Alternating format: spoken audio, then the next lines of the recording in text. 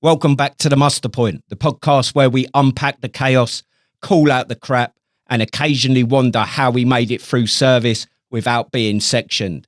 I'm Stu Mendelson, former Royal Engineer, veteran of more pointless tasks than I care to remember, and a man once ordered to paint a rock. Just don't ask. And I'm Steve Black, former 2nd Royal Tank Regiment, survivor of military admin, bullshit briefings, and the mysterious case of the ever-changing parade timings. If you've ever stood still in the rain, wondering what the hell you're doing with your life, welcome. You're among friends. Today's episode is all about the madness behind the uniform. Those baffling rules, stitched up routines, and orders so mental you'd think they were dreamt up by a hungover Lance Corporal with a grudge. We're talking form-filling purgatory, signature scavenger hunts, and the famous military logic. If it ain't broke, do it again, slower, with more shouting. So whether you're a veteran still twitching at the word inspection or a civvy wondering why we all have trust issues with clipboards, strap in. It's time to lift the lid on the weird, wonderful and utterly bonkers world we once called normal. This is the muster point, where common sense goes to die and we're here to laugh at the chaos, because crying isn't on the dress code.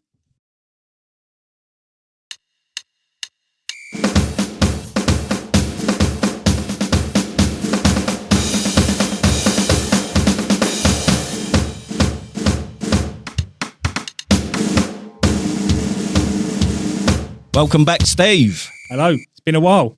It has been a while since we've heard that theme tune. Why's that?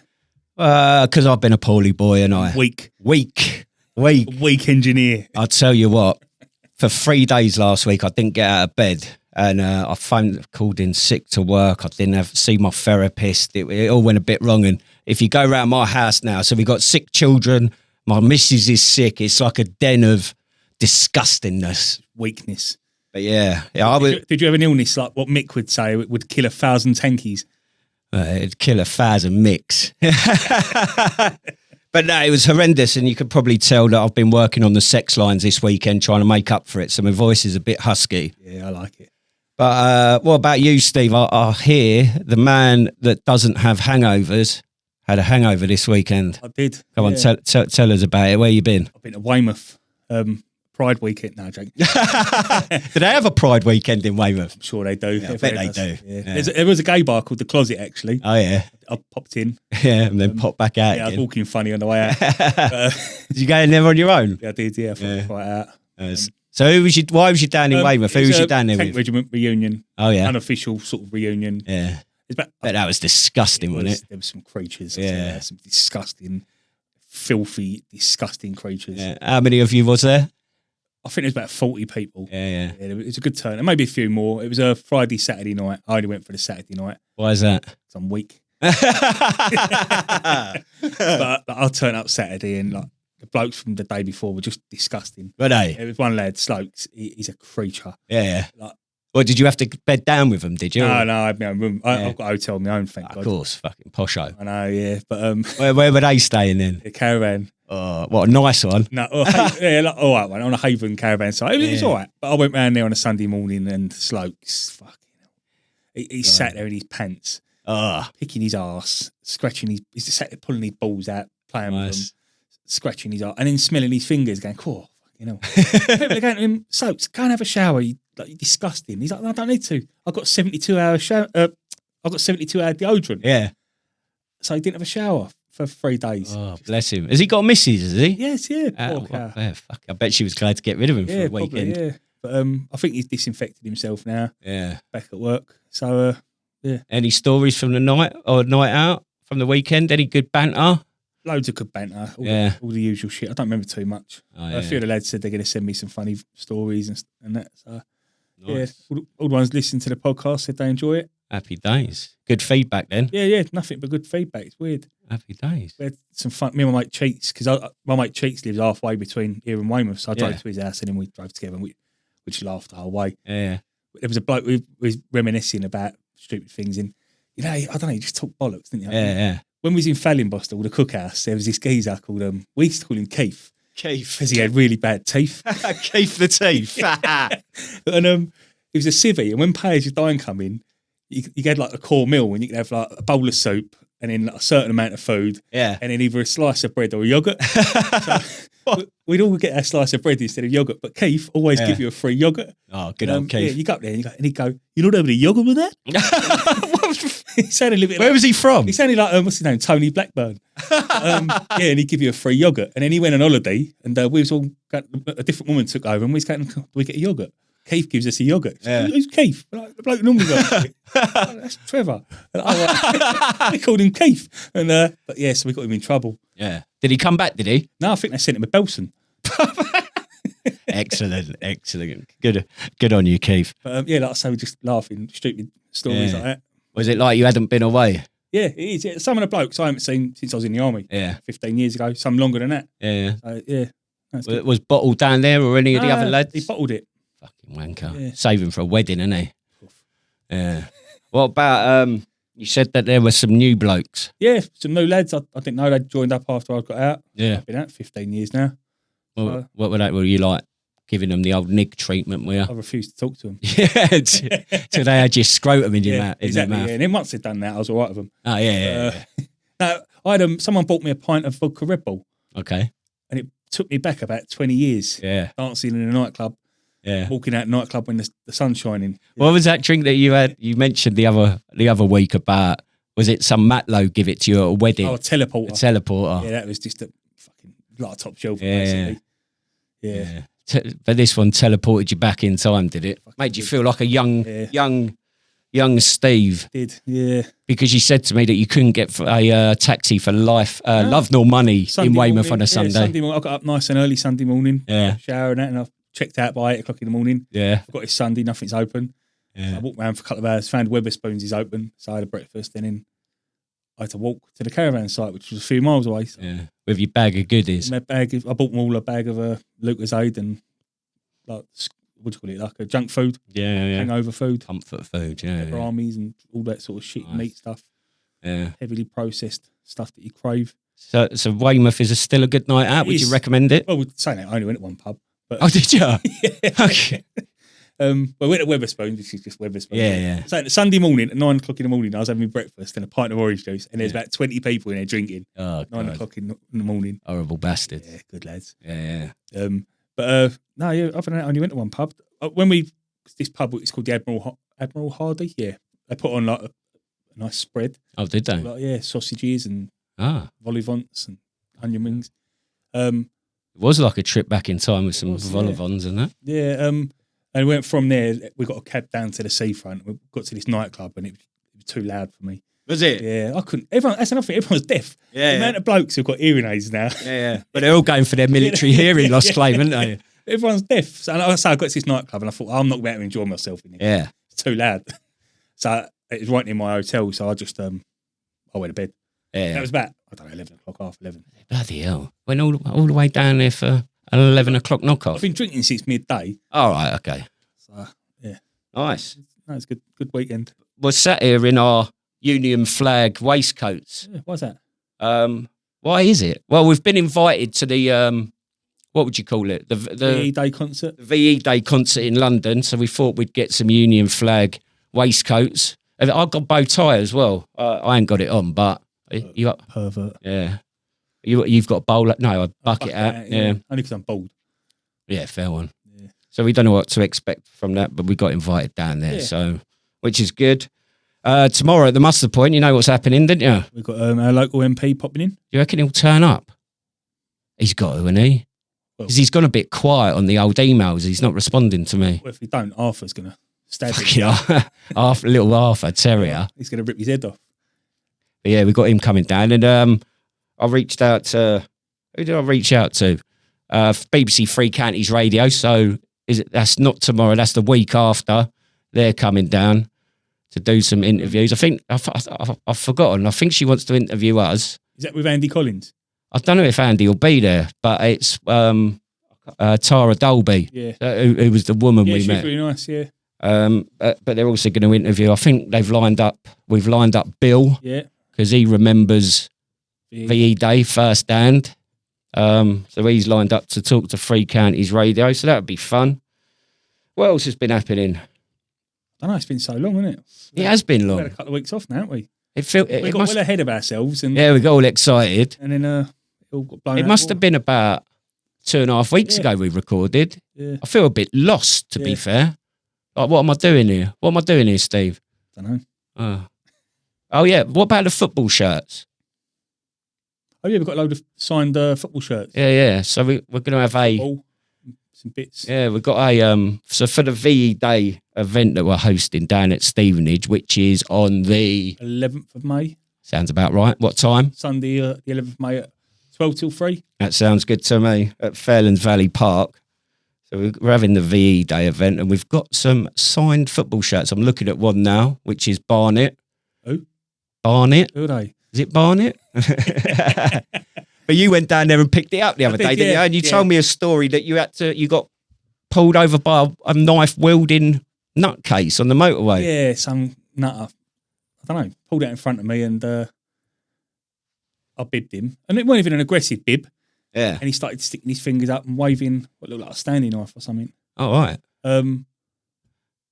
So I overtook him and sort of gave him a little shake of the head as if to say, "You silly sausage." Yeah. And then he started getting more aggressive, and he started flashing me, getting right up my arse, trying to get me to pull over. So I did. And I've run a lot. For a big bloke, I can run quite fast, very short distances. Yeah, like a rhino. Yeah. And I put him back in his car. And I grabbed his hands and told him he's a naughty boy. Yeah. And I took his keys out of the car and threw them. Did you? Yeah. Quality. Because I just wanted to get away. Yeah. I didn't want to hurt him. Yeah. So yeah, but yeah. And then he shit himself, did he? He did. He started going, "Why are you getting all aggy, bruv?" And I said, "I'm not getting aggy, bruv. Just restraining you. And, I'm telling you shouldn't pull out in front of people. Yeah. And then stick fingers up." Yeah. So hopefully he's learnt a lesson. And to be fair, hopefully I've learnt a lesson as well. And what was the lesson you've learnt, Steve? Carry a baseball bat. I don't know. Maybe give people a bit more room when you're overtaking them. Okay. And expect the unexpected. Oh, yeah. But ultimately, I hate people. Yeah. I'd love to. Especially knife wielding people as well. I just don't get on with people, really. Yeah, people are arseholes. And then I got to Barnet. Yeah. And I was a bit distressed because of what just happened. And one of the blokes there started talking to me like I'm a bit of shit. Really? Yeah. So I forgot his name now. Some Eastern European bloke started shouting because I had a big dog with me. Yeah. I didn't realise you weren't allowed dogs. And he's going, I didn't see the sign, mate. Sorry. So I had to carry my dog in my hand. Yeah. But then on the way out, I did notice the sign. But the way I walked in, you wouldn't have seen the sign. Yeah. On a gate that was open. So I said to him, "I'm sorry," but spoke to me like shit still. And that's what I hate. Why do people have to be rude? Yeah. I've said I'm sorry. That's it. Yeah, it was a mistake. Yeah. But people still talk to you like shit, and that's what I really hate. Yeah. There's a series. It's an Australian one. It's called Mr. In Between. I don't know if you've seen it. No, I haven't. Okay. And my missus says that I'm a bit like him.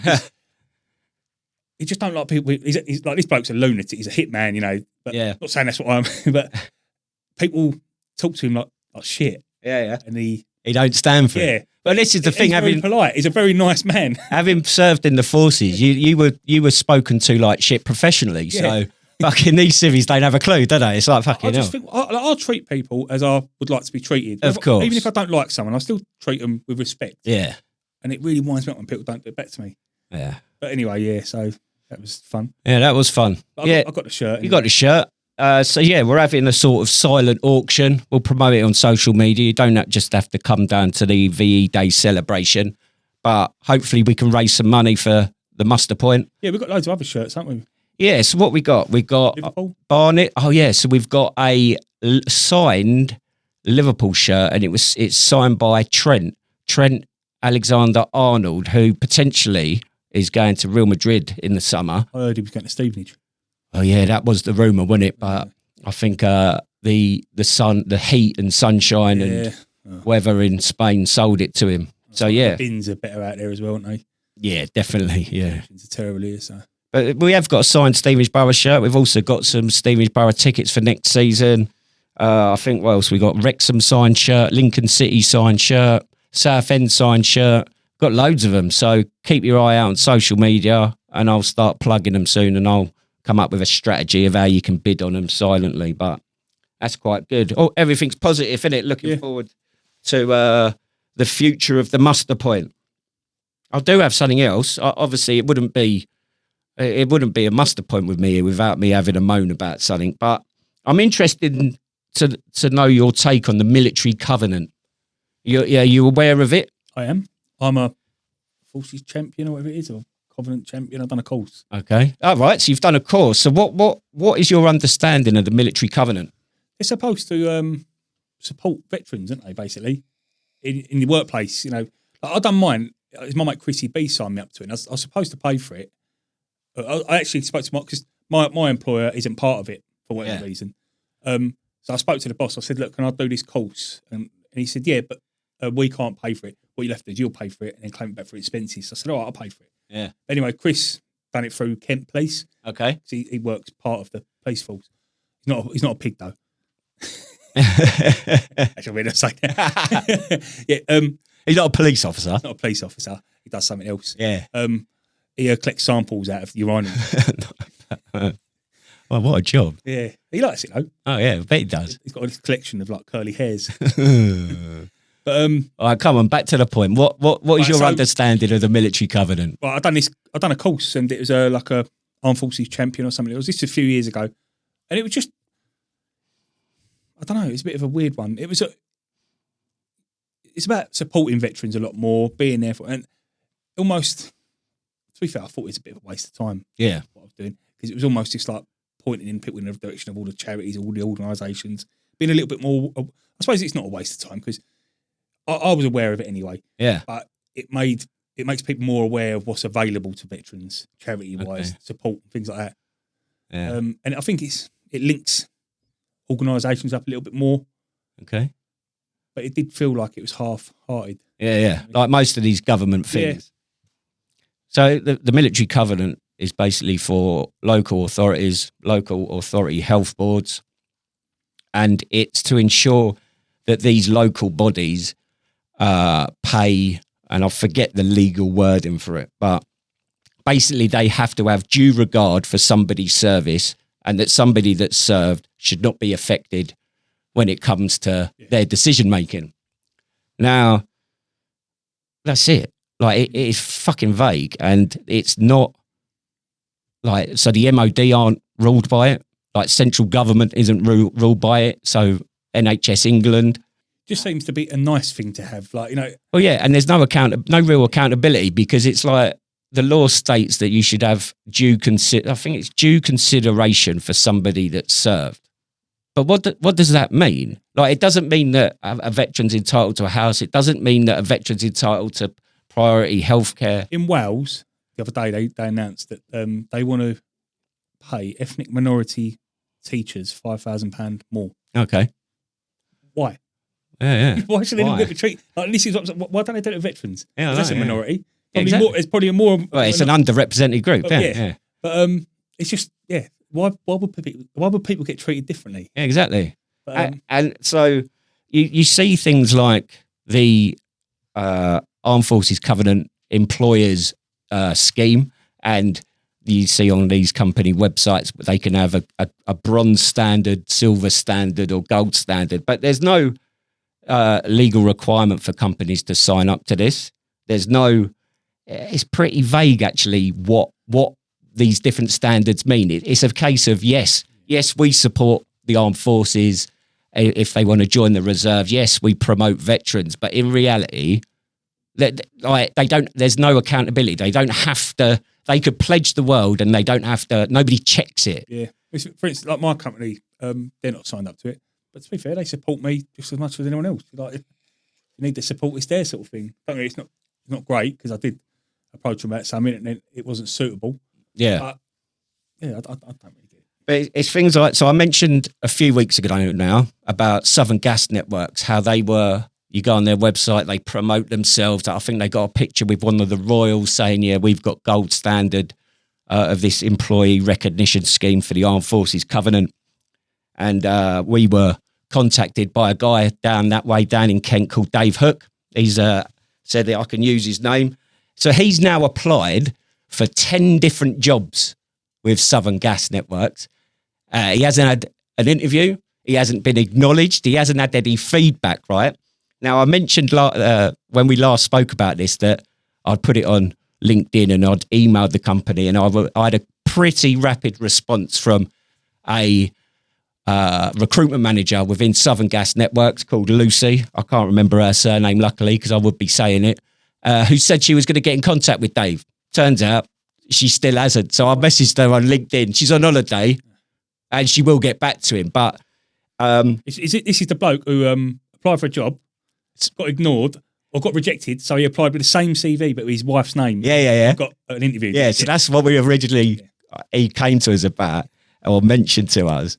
Now I've been in contact with him again, and he's applied for 10 different roles. Yeah, not even any feedback. Like, see his message, and he said he's doing it for the fun of it. Yeah. but this is it's just incredible. Like, how can I just don't get it? Like, these arseholes need to be held accountable for. So if you're listening to this, I don't know what you can do. I'm gonna keep fighting this because I think it's ridiculous, and it's another thing I'm gonna bring up with the MP tomorrow. And I want, because it's just fucking show, isn't it? Yeah. Like, look at us, what we're doing. But in reality, you're doing fuck all, Southern Gas Networks. Yeah, and so I like, just email them stuff saying that you need to do more for veterans, because Southern Gas Networks need hold into account. And do you know what? They're probably not the only ones out there. I'm sure most companies, or not most, that's all right. Because and this is what's not fair, because there's other companies that I know do a lot. And there's smaller companies that are not even part of the Armed Forces Covenant, and we've got people who are helping us with our VE Day. Pretty sure they're exactly, no, yeah. And they're donating money to help us do this VE Day party. You make a very good point there. I should give it a shout out. Yeah. So our VE Day event is being sponsored by MR Barrett Electrical in Letchworth. Mark Barrett and his son, Ryan Barrett. And they, as you said, they just contacted us and said, if you need any support with anything, like, all we can do is say no. And we contacted them about the VE Day event because we weren't getting funding from anywhere else. And sound, let's do it. Yeah. It's incredible. And another one, I know, like this Friday, we've got the Royal Tank Regiment veterans playing the Watford veterans. Yeah. You're reffing for, and I'm a cheerleader. Yeah. The Tank Regiment's kit's sponsored by Challenger Gas. All right. Which is my mate Aaron Gregory. He's in Weymouth. He organised the weekend we just had. He's a heating engineer, so he does what heating engineers do. But he sponsored the Royal Tank Regiment veterans football team. But he sponsors he sponsors two football teams in Weymouth as well. Really? Yeah, Challenger Gas. Nice. I'd say anyone who lives in Dorset, if you need any work doing, please try and use him. And if you're in and around Hertfordshire, use MR Barrett Electrical in Letchworth. These people need a bit of a recognition. Yeah, definitely. Yeah. Right. So for today's episode, we're talking the bullshit, basically. Not to be confused with punishments, which we've covered. We're talking more bullshit. Yeah. So today's icebreaker. What was the most pointless task you ever got ordered to do in the military, Steve? So we had this thing at 10 Squadron, right? And I think anyone in the military can relate to turning up to a parade 5 minutes before. And it's standard. And you can see you want to, it's like that thing, innit? Like, you start work at 9 o'clock. So you're there, turn your computer on if you've got a computer, but sat at your desk, in effect, to go at 9 o'clock. Not be walking through the door at 9 o'clock. And I think some of these civilians that I've worked with since sort of fail to remember that. But at 10 Squadron, it got to the point where we were parading 10 minutes before, 10 minutes before, 10 minutes before. And it become like a running joke to the point where we'd get fucking punished if we weren't there 15 minutes before the parade. And it was just, what on earth is this all about? There's no need for it. I know people used to set their watch 5 minutes early and still get there 5 minutes before that. Yeah. I'll tell you, the biggest one, and quite a lot of people have said this to me, is weeding the tank park. Where, like in Germany, I've said before, we had this massive tank park, and it was all cobbled, and used to get like moss, not even weeds, just like moss growing in between. Yeah. We used to have to weed that. We'd normally, the butter knife was the best tool. Well, as a normal duty, we're not talking punishments here. I've got a few people have said, I think Tom Turner, Cheats, but they've both said this. If we had a visit, like Tom Turner said, we had to do our tank park because the Scotch Dragoon Guards were getting a visit from a Royal. Yeah. So we had to do ours just in case he come over to our side. It's just pointless. Like, But I actually quite liked it. Did you? It's in the summer. Well, was that because you were stood there like hands in pockets watching Sprogs do it? We just have the radio on, Legends of Rock or something. We in 3 CDs, you get in a newspaper or something. Yeah, we yeah. have that down. And we just have a few beers and just crack them with a butter knife, scraping moss out of. Nice. I didn't mind it. Yeah. We used to call it the Tank Park Shuffle. Yeah. And that was sweeping up. So it'd be a bit we'd be in a big line. Yeah. And it's normally on a Friday morning. You drive all the tanks out the hangar, and you just all do the Tank Park Shuffle. Yeah. Like I say, Legends of Rock or whatever, just, like, dancing away to. And I quite enjoyed it. You're a strange man, aren't you, Steve Black? I've got 3 brain cells. Easily pleased, but Yeah. fair play to you. Right. Armed Forces and Veterans News. The thing I've noticed is Angela Rayner. Is she Deputy Prime Minister? Yeah. Is she Deputy? Yeah, I don't know. She's one of them.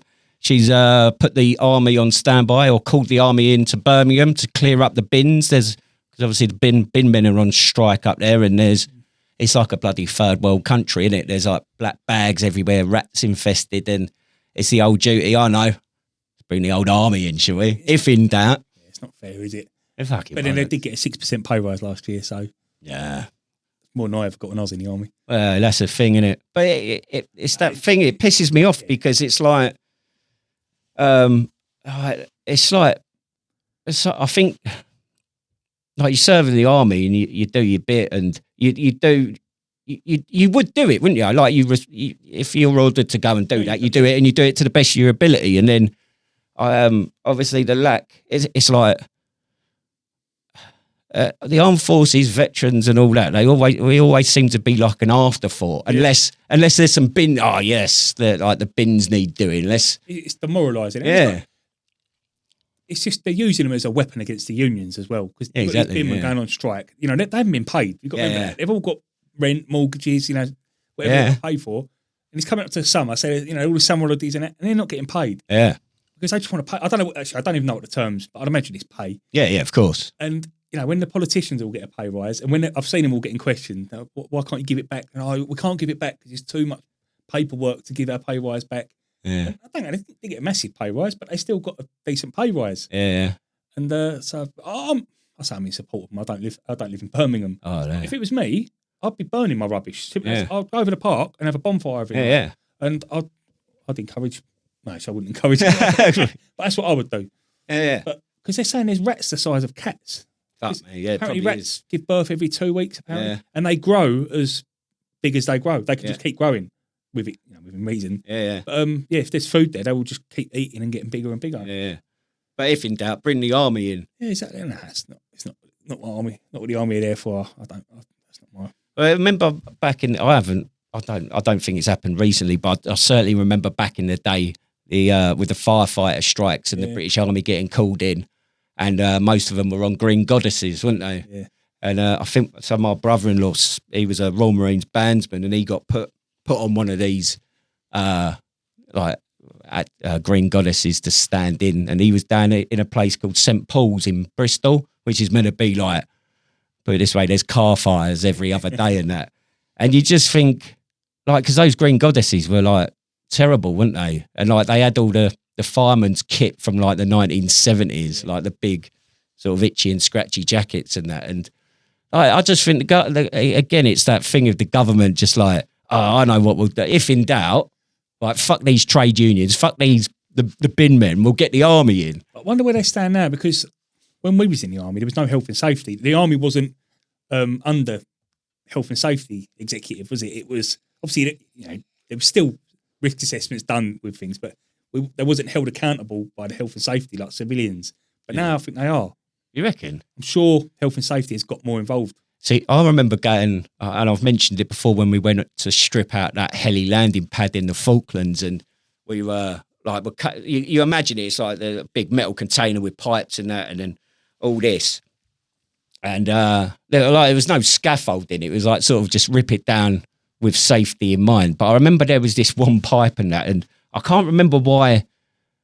Like, I don't really remember. Basically, the staff sergeant down there, he said, right, we'll come back in at the weekend when the boss, like the troop commander, ain't about, and get it done. And I remember being stood on this like 3-foot trellis, so like up in the air with this Makita circular saw hanging like that, leaning out to get this pipe right.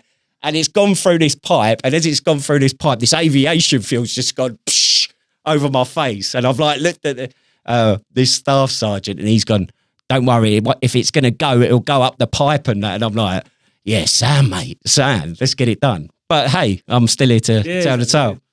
I've done lots of stupid things.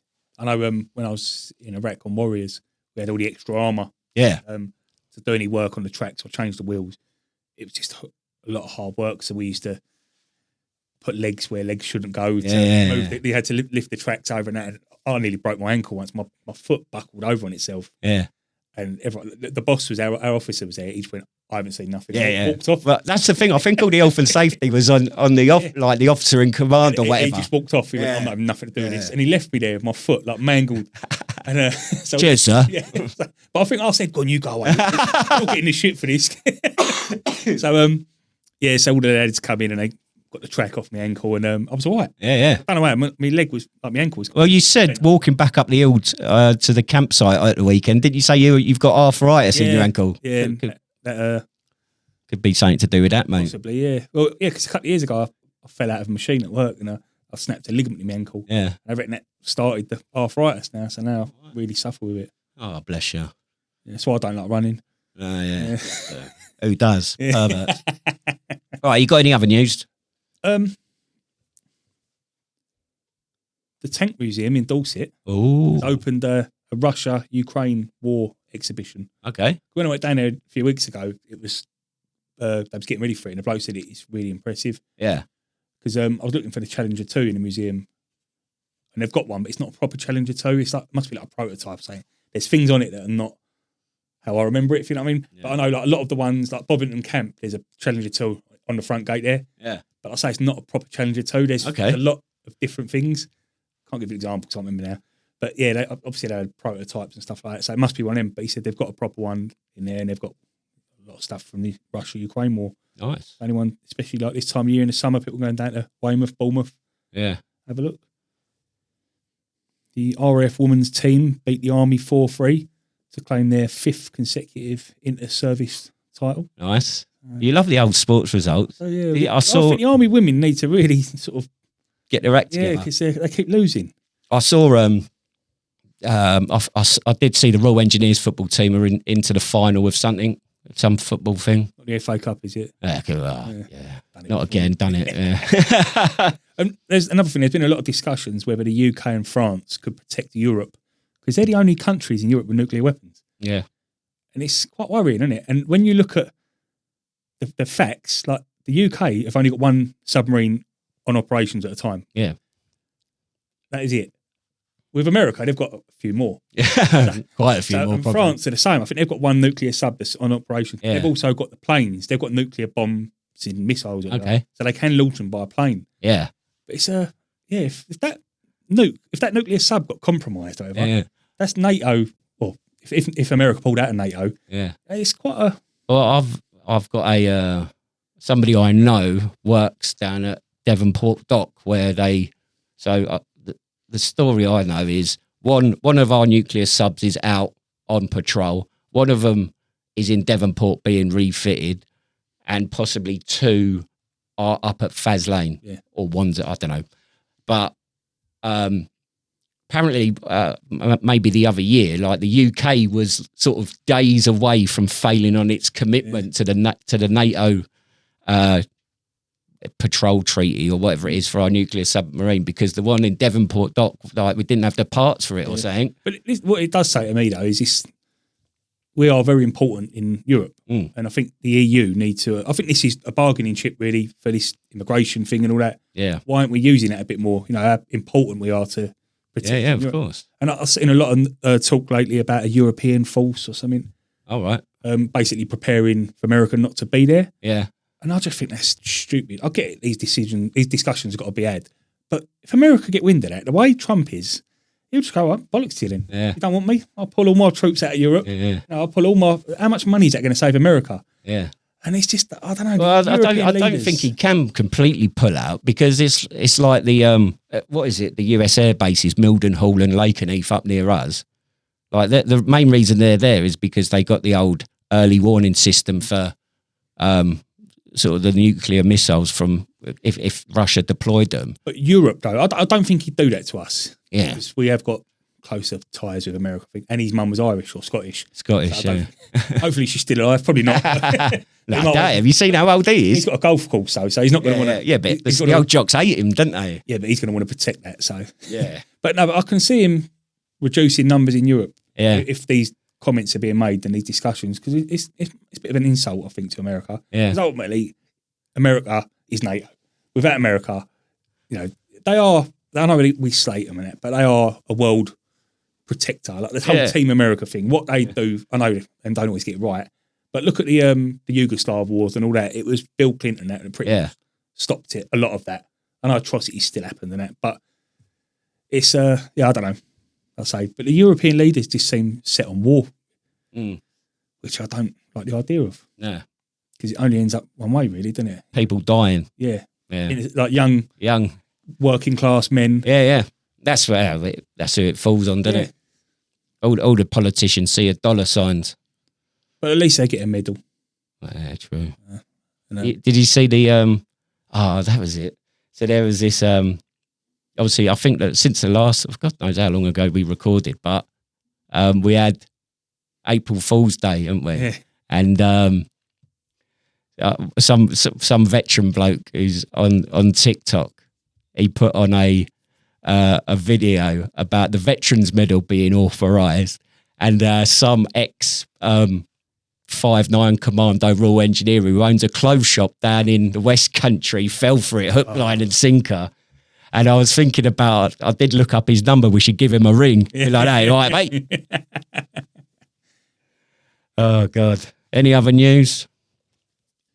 Yeah, I'm just looking now, like there's some ex-Commodore. What, Commodore 64? No, Navy one. Oh, right. He's saying that the UK have got this carrier strike group that are going on a patrol to the Pacific, I think. Okay. Bloody long patrol, I wouldn't want to walk that far.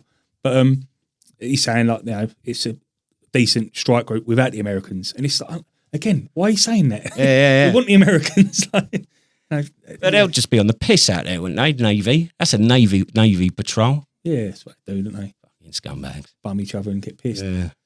All right, let's go on to the listener sit rep. What have we had in the last few weeks, Steve? But we recorded it this time. Yeah, we'll record it this time. We just done about 10 minutes and then we forgot to record. No one will ever know. Apart from it's on the camera. Yeah. Right, so Fivehead, he was sent to Iraq in 2003 to find weapons of mass destruction. Yes. Yeah. Rab, he said it was bullshit, but he enjoyed stagging on Honer ranges, guarding 14 Challenger 2s with nothing but a pickaxe handle. Yeah. Who were they scared that was going to come and... The Russians. Oh, right, yeah. I'd imagine if they was going to try and get 14 Challenger 2s, they wouldn't have anything more than a pickaxe handle. Nah, yeah, of course. You'd always want to be a bit more tooled up in the enemy. So yeah.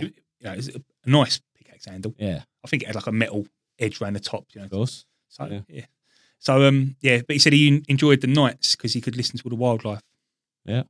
Was there much wildlife on the ranges at Honer? Wild boar, wolves. Yeah. I used to be scared. I used to go up and sit in the guard tower after. I was sitting on the top of a tank. What was her name? Who was that female in your squadron? Pam the Wildebeest. Yeah. My mate Bingo, we know Bingo. He said the biggest load of bullshit he encountered in the army was Billy Bremner. Billy was a bloke in 2RTI. At one point, he was the regimental provost sergeant. Yeah. The RSM used to call him a sheriff because he was a bastard, was he? He was a tough bloke. He would pull people up for everything. Yeah. And he said when he was in Iraq, the lads had just got in from a 24-hour op on the ground. Yeah. And he went in and agg-eyed them for having dirty boots and not shaving. Bloody bastard. He was my troop sergeant right at the end of my time, and he was sound, to be fair. Yeah. Damo said he painted the rugby pitch green. Mick Knowles, T-Rex, he painting a grey Nissan hut grey in Belize just because they could. Yeah, why not? Yeah. Another bit of bullshit was the 2-can rule in Bosnia. Every Friday, he'd go to the plumbing stores and get load up Bedford up with plumbing bits and pieces. Yeah. And Pivo, which is a massive can of beer. He said the 2-can rule didn't situate how big the cans were. Yeah. I said to him, what's Pivo? He said, it's a Bosnian beer. It's the only beer that gives him a hangover. he said it was a hangover so bad that it would kill 1,000 tankies. He's getting boring, isn't he, Steve? Yeah, he's got little arms. So. See what I had to put up with. Yeah. Imagine working with him every day. Terrible. Got a voice note from Sleecho or Sleechy. Sleechy, he's a fan's favourite now, isn't he? Yeah. Hope because he lives in the Midlands. Hope his bins are getting collected. Yeah. Well, he may get called up. He might do. Yeah. Imagine that. Voluntary services. Yeah. So. What's he saying? All right, lads, how's it going? All right, Stu, Steve, Chizard. In fact, where is Chizard? He's probably still doing the 5 mile of death, isn't he? Still hasn't finished it yet. We'd like to know where anyway, he is. Just a quick one on punishments, but I'll give you the quick run-up to what happened to cause the punishment. Right, so based in Humour, Germany, Steve knows what this is like in Humour. It's fucking just chaos. As soon as you knock off on a Friday, everyone bomb bursts into the battery bar, company bar, squadron bar, whatever you do. Throw as much ale down your neck as you can in the afternoon. Go to the cookhouse for 5 o'clock, have your scoff, shower, shit, and then you're out in the piss. Anyway, so come out the battery bar, walked into the cookhouse, and I saw 2 of my old mates that I was in training with, and I was like looking at them thinking, they look fucking weird. You know, you don't realise at first, and as I got closer, I was like, where's your eyebrows, lads? To both of them, no fucking eyebrows. I went, man, just got ambushed as we came out. They came out of their battery bar that was opposite ours. Got ambushed going into the block and had their eyebrows shaved off, and they were like, we're going to get fucking revenge, going to have some tea, and then we're going to get our revenge. I was like, all right. So anyway, so we come out the block a couple of hours later maybe, and all fucking hell had broken loose over there, because our block was opposite to their block, 129 Batteries block, and all hell had broken loose. There was blokes running around, there was fucking not an eyebrow in sight from the blokes was all running around. And apparently what had happened is a few of the lads had their eyebrows shaved off, and every time someone got the eyebrow shaved off, they then joined in with like some kind of fucking eyebrow shaving hit squad, chasing blokes around the naffy, around the camp, around the block. And someone had decided that everybody in the camp, everybody in 129 Battery in their block, which is all the single living in blokes, that's a lot of fucking blokes. I mean, Steve will know, those blocks are big. And someone had decided that everyone, that's it, everyone has got to have their eyebrows shaved off. So it was just fucking chaos all weekend. The whole weekend there was fucking fights, eyebrows all over the place, this hit squad chasing people. And by the Sunday, I mean, we were just laughing our heads off. By the Sunday, apparently there was just like 2 blokes left who managed to evade, they escape and evaded, and managed not to get their eyebrows shaved off. And they, in the end, fucking on their way back to the block, ready for Sunday block jobs, they just gave up. And went, go on, just fucking do it. It's there, their eyebrows shaved off. So what we're talking about here is an entire battery of people, bar the pads, from full screw downwards, with no fucking eyebrows. So anyway, it was just fucking chaos all weekend. So their battery sergeant major, obviously, he gets wind of this. And on the Monday morning, we always had a batch parade, and so did they. We walk into the cookhouse, and their BSM had them out on parade early, and he was like, right, you fuckers, everyone take the berries off. Not an eyebrow in sight. Every fucker, not an eyebrow in sight. It's fucking hilarious. And he was going, you embarrass me, embarrass the battery, blah, blah, blah. You're all in the fucking shit. Right, you've now got half an hour to get back in the block before the proper batch parade, and everybody will parade with eyebrows. Anybody that hasn't got any eyebrows is going to the fucking guard room until they grow eyebrows back. So some of the fucking blokes legged it back in the block, and they were like trying to pencil in eyebrows and, you know, nice and fine so they didn't look too ridiculous, and they all managed to get some kind of an eyebrow back on. Anyway, BSM had him on parade, and he was like, right, you fuckers. He went, you will keep them eyebrows drawn on until they grow back, and if I catch anybody without any eyebrows, you're in the fucking guard room. It's as simple as that. So it went on for a couple of days. They're fucking round camp with these drawn on eyebrows. Whole fucking battery's worth. It was ridiculous. But you know what troops are like? They're like, yeah, let's have a doss with this. And what they started to do, do you remember those Lumi pens that you had to draw on maps and things? You know, them like permanent black and red fucking Lumi colour pens. What they started to do was just draw like massive fucking eyebrows on their heads in like jet black fucking felt Sharpie pen, like, you know, Lumi pen. They had curly ones that covered the whole fucking forehead, eyebrows coming down the face. There's even some ginger kid who drew on a massive pair of red eyebrows on it. It was fucking ridiculous. Anyway, they just started taking the piss and just turning up on parade with these fucking huge eyebrows. In the end, even the BSM found it funny, and it was like, right, fuck off. Get rid of the stupid eyebrows, but no more fucking eyebrow shaving. But it was mad. Honestly, lads, fucking should have seen an entire battery of fucking blokes with massive drawn on Lumi pen eyebrows. It was fucking brilliant. Anyway, lads, that took a bit, that did. All right, take it easy. Speak to you soon. Ta-ra, bye.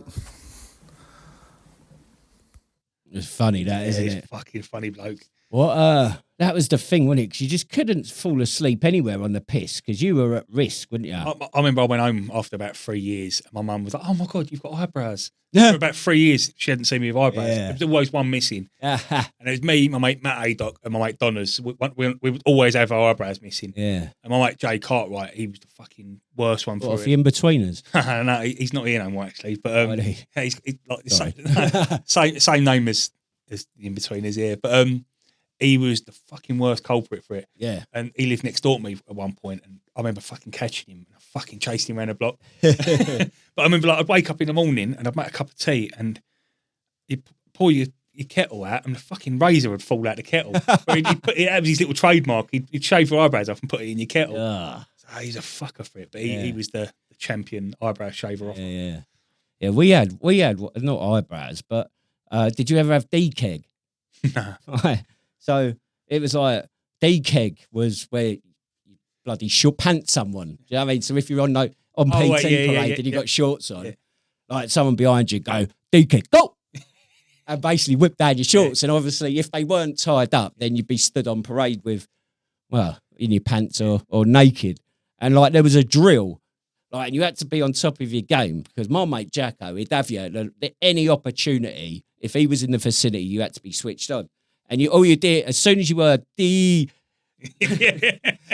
had to like basically go into a squat position and pull your knees out so that he couldn't de-keg you.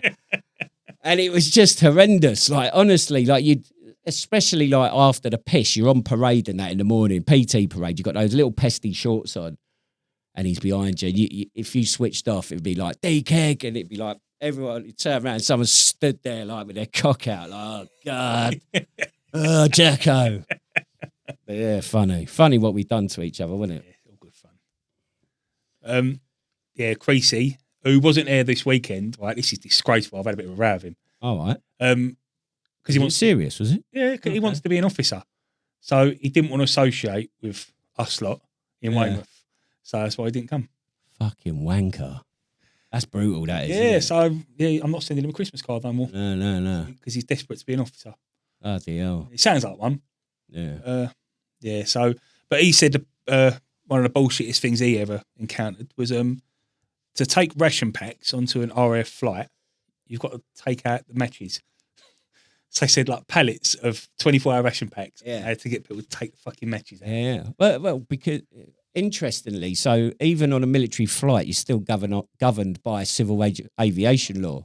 So like things like weapons and sharp instruments had to be stored in the hold. Right. Like you couldn't, there was no like, just because you're on a military flight, it's still governed.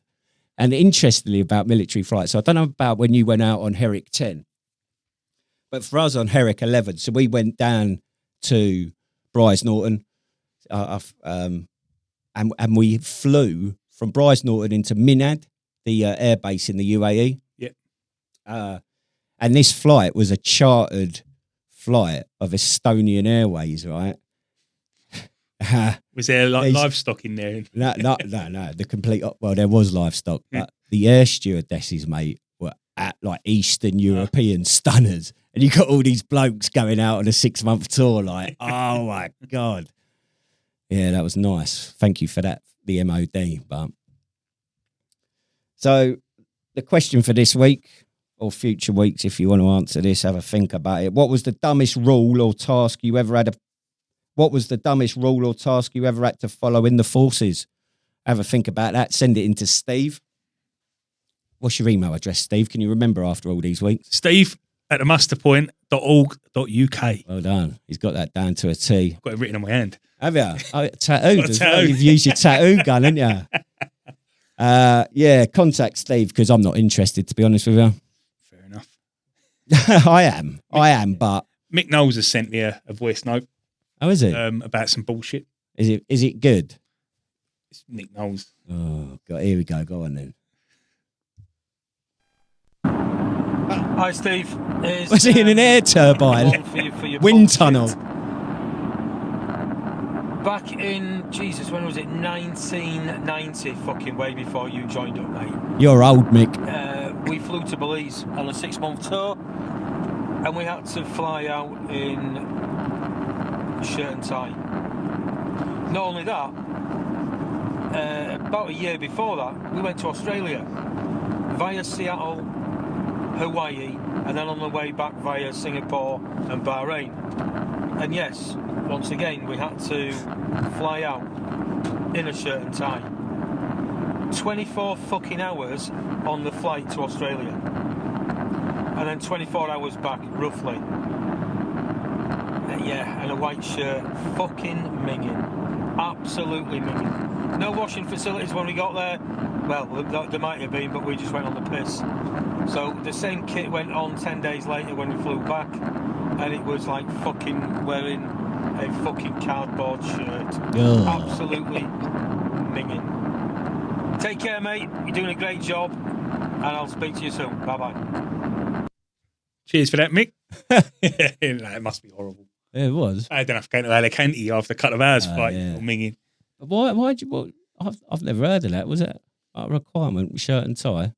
They have higher standards back in the day, did they? I know when I learnt to drive in the army, you had to parade in shirt, tie, trousers, shoes, carrying trainers because you couldn't drive in. It's hard to drive in shoes when you first drive. So you're carrying trainers. So you have to march down to the training school and then put your trainers on. You still have to have trousers and all that on.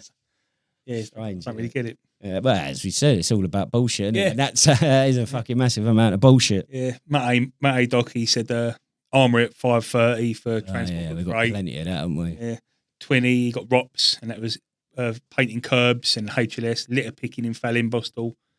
He said when he was doing litter picking, he'd hide in someone's room, playing PlayStation, and just empty their bin into his bin bag to make it look like he'd been doing litter picking. Yeah. But he said his brother was in the artillery based in Osnabrück, and he said he was the same, painting grass and fucking litter picking. My mate Bill, he said he had a job once removing daisies from the grass. Yeah, nice. David P, polishing tanks for a CO's inspection and oiling shovels. I remember once I remember having to oil a shovel. A shovel, I never had to do that. Oh, I might have to do it to my own shovel. Yeah. Shed. It makes it easier to dig with. No, I remember once we had a CO's inspection or something. Someone had the idea of polishing all the tanks with diesel. Okay. Makes the gold shiny. Tank meant to be camouflaged. Yeah. We rubbed diesel over it. It was nice and shiny.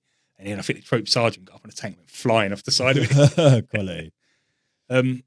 Paul the sailor, he got caught being drunk on board a ship. And he got 7 days punishments. And part of that was he had to polish bronze cannons outside the guard room every morning between 7 and 8, just as everyone else started work. So they all laughed at him. Yeah.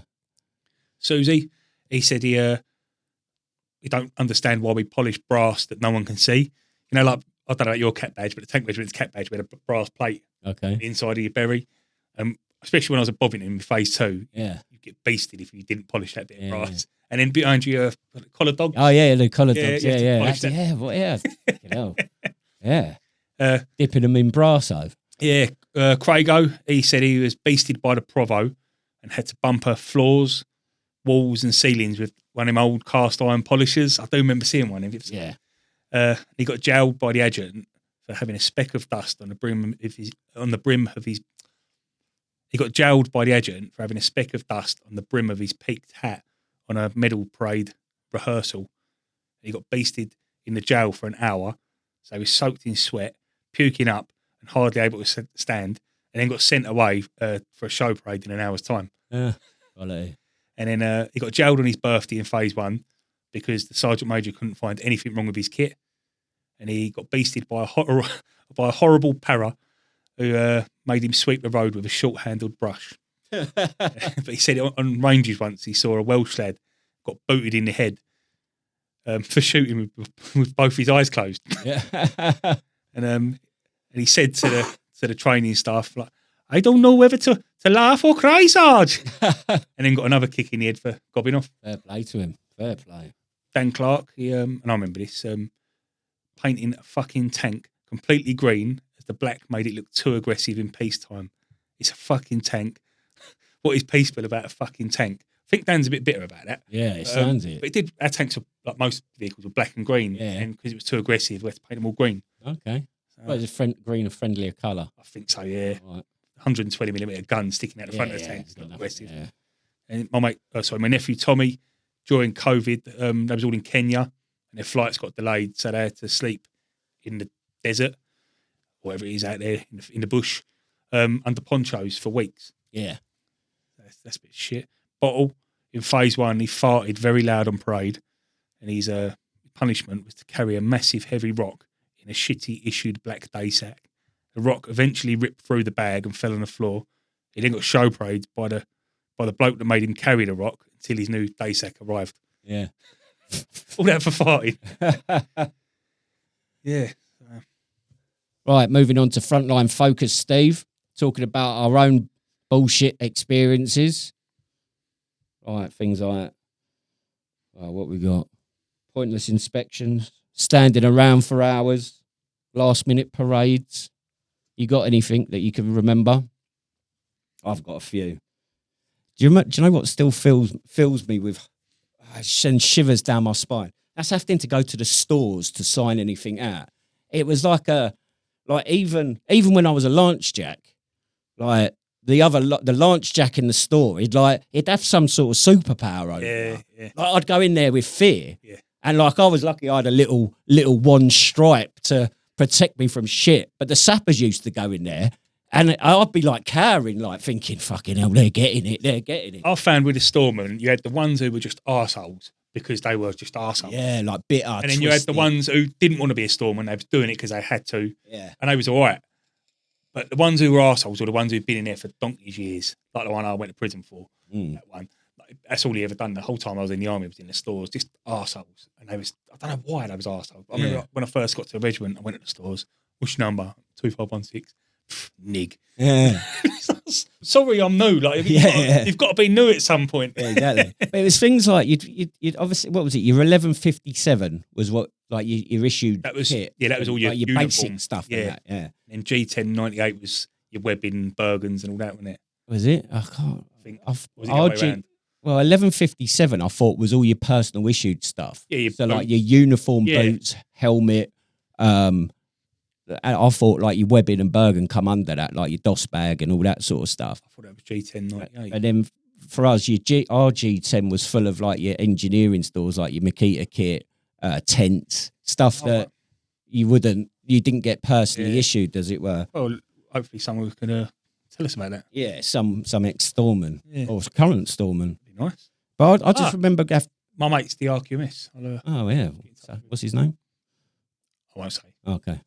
But I just remember after say you needed something like to do your job. Like I need some batteries for something. Yeah. And you'd go to the stores and you'd have to jump hoops and they'd be like the SS like interrogating you, going, "What do you need that for?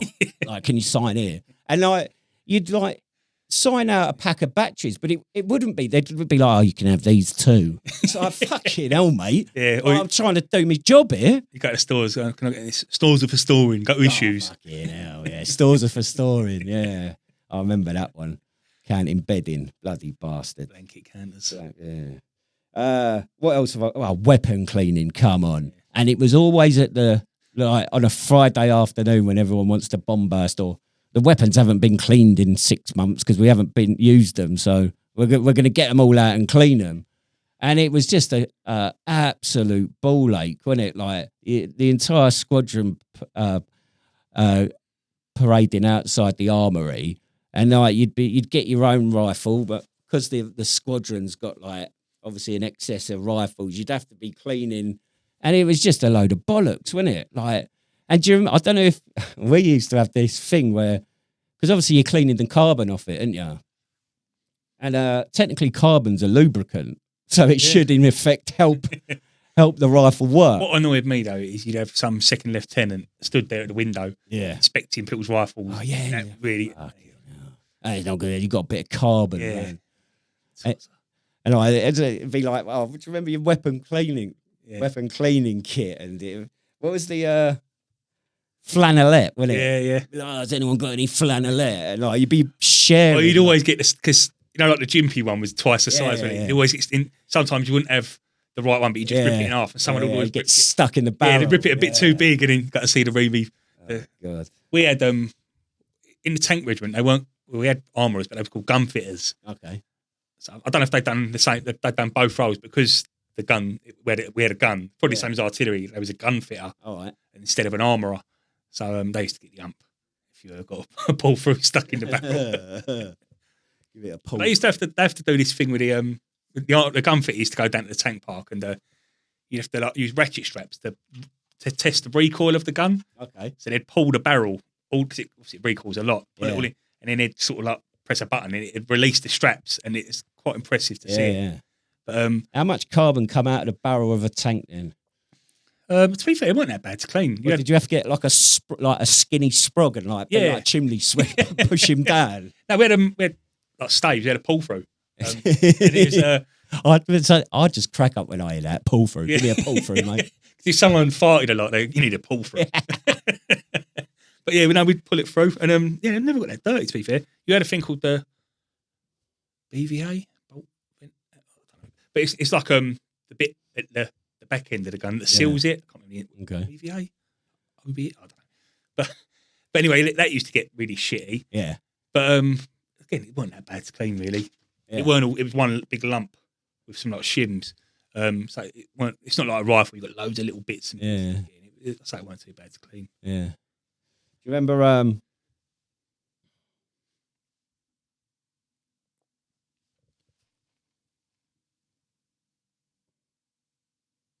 I know we mentioned about painting grass green and sweeping the dirt, and we always used to think, I used to think like some of these like high-ranking officers, like brigadiers or five-star colonels or members of the royal family.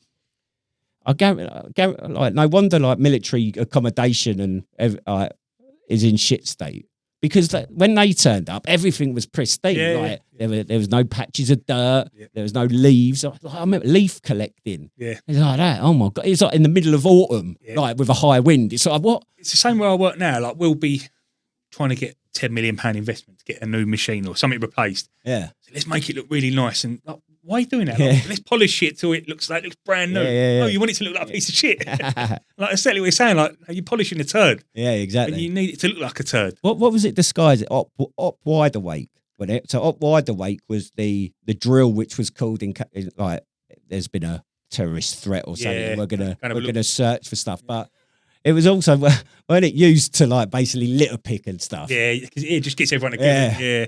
Well, op wide awake's been called. Fucking get your black bags out.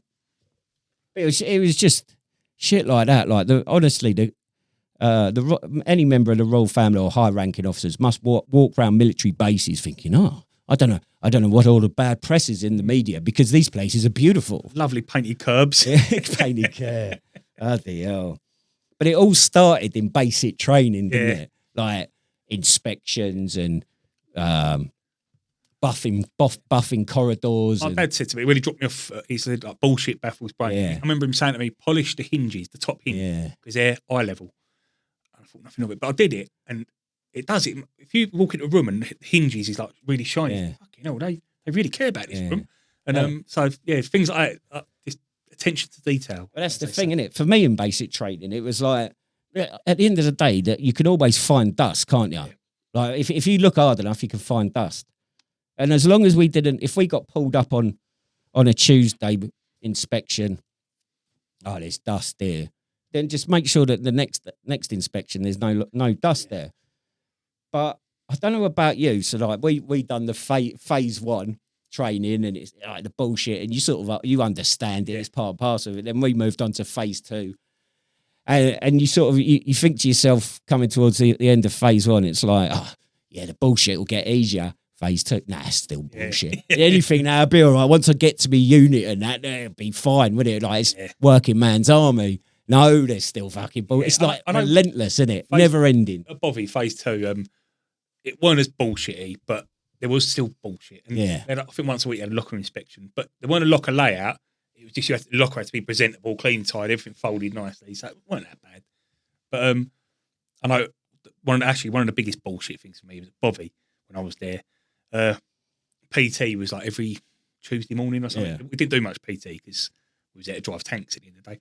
But our PT consisted of, there's about 50 people or something, but they had a minibus that could hold about 12 people. Yeah. So the first 12 people they picked done PT, and if you got people used to hide in their lockers, sitting in lockers reading a book with it torch on. But you got taken to another camp down the road, and there was a little gym, but all the PT was running to a flagpole the other end of the parade, and it was just for half hour. It was flagpole, and then after about 20 minutes, it was right. Last 5 go again, last 3 go again. Yeah, and it was just pays to be a winner. Yeah, and it was just bullshit. It weren't PT. It was just a beast. Yeah. And but as we said, it never got like it was like that dangling of a carrot, wasn't it? Like, well, once phase 2's over, it'll be all right. But it carries through until you're married. Okay. And that used to piss me off because the married lads get away with it. Yeah, living on the patch. Yeah. Even like young lads who literally 18 years old, they're getting married. Yeah. They go live in the married quarters. They get treated differently, and that used to piss me off. They got away with, like, they didn't have to attend some of those bullshit. Yeah, and I remember like in Tidworth, we get called together, probably like up wide awake. They say, right, we're going to go and clean the married estates, the pads. We'd have to walk around picking litter up at people's and there'd be some disgusting bird smoking roll-ups and just flicking her fag butts on the floor, laughing at her. So you just think, fucking wankers. Yeah. Do you know? Obviously, part of basic training was ironing your kit, wasn't it? What was your views on ironing kit when you got to your unit? Never did. Got my creases sewn in and got. You got them sewn in? Did you? Well, ours was a boiler suit. Oh right. So you got your crease because the way it worked, we wore black overalls. Yeah. With only a white name badge, black and white name badge. Once you've done your gunner's course, you've got a crease sewn in your back from shoulder to shoulder. Okay. It identifies you've done a gunner's course. And then once you've finished all your training, you're a tank crewman.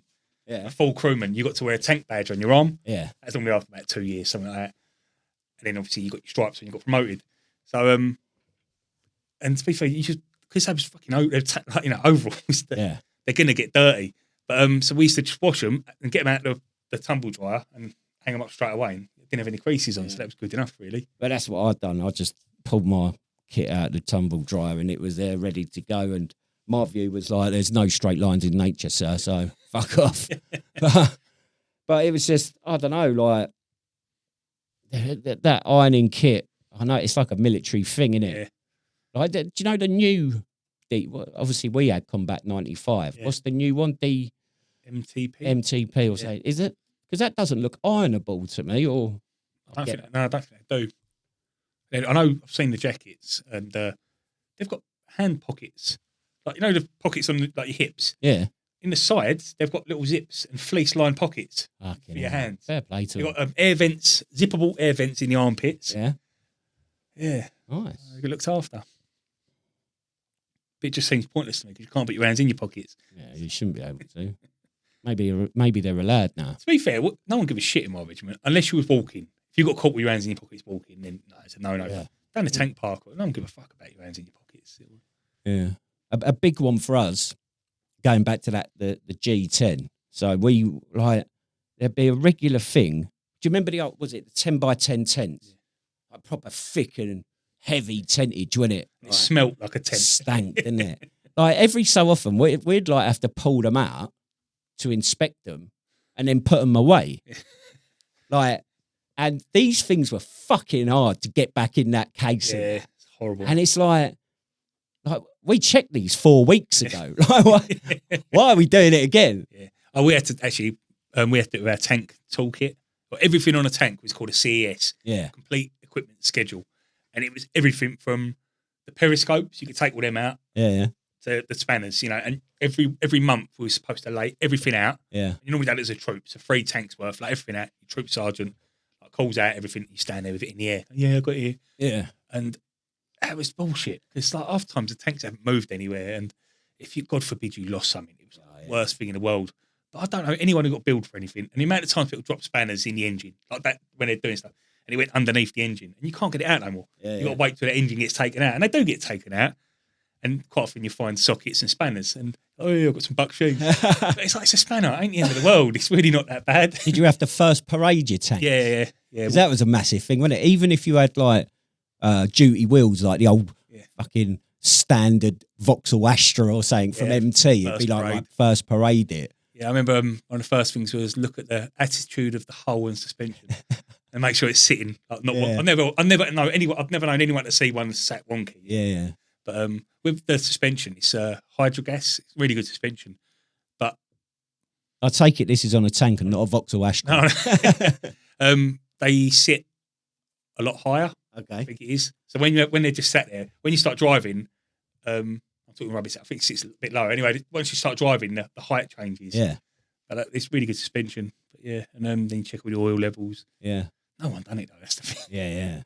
And to be fair, that was probably one of the more important tasks. Yes. Especially some of those Army Land Rovers or the old Bedfords that hadn't, like, you could still first parade them every day and they'd still fucking break down. A lot of people with a tank, so just had to look underneath, make sure if there's oil underneath, then it's got an oil leak.